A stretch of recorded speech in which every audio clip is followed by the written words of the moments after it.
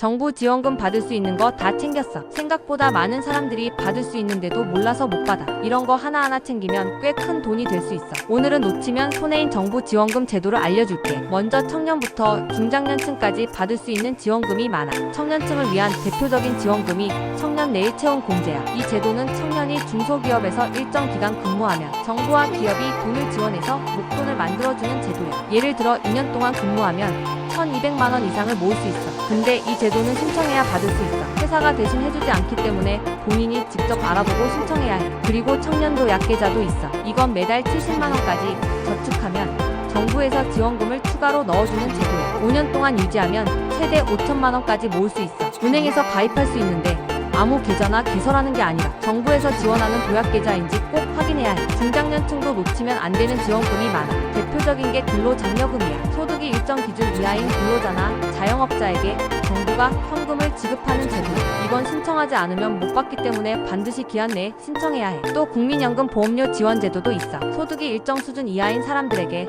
정부가 일부 국민연금 보험료를 지원해줘. 국민연금을 10년 이상 납부해야 나중에 연금을 받을 수 있는데 보험료가 부담돼서 납부를 포기하는 경우가 많아. 이 제도를 활용하면 부담 없이 연금을 계속 쌓을 수 있어. 소상공인과 자영업자를 위한 지원금도 많아. 사업자라면 소상공인 정책 자금을 반드시 체크해야 해. 정부에서 저금리로 대출을 지원해주는 경우가 있어서 운영 자금이 부족할 때 큰 도움이 돼. 또한 코로나19 이후에는 손실보전금이나 긴급 경영안정자금 같은 지원금도 나왔어. 이런 지원금은 정책에 따라 바뀌기 때문에 꾸준히 확인해야 해. 그리고 모르면 손해보는 세금 혜택도 많아. 연말정산 환급 같은 건 신청하지 않으면 돌려받지 못하는 경우가 많아. 예를 들어 교육비, 의료비, 기부금 같은 항목은 따로 신고해야 세금을 환급받을 수 있어. 또한 자녀가 있는 가구라면 자녀 장려금도 신청할 수 있어.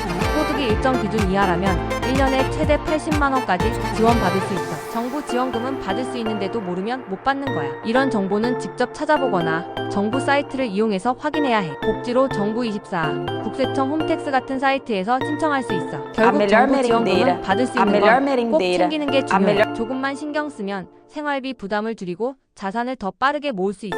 앞으로 받을 수 있는 혜택은 꼭 챙기고 돈 아끼는 팁 계속 알려줄게.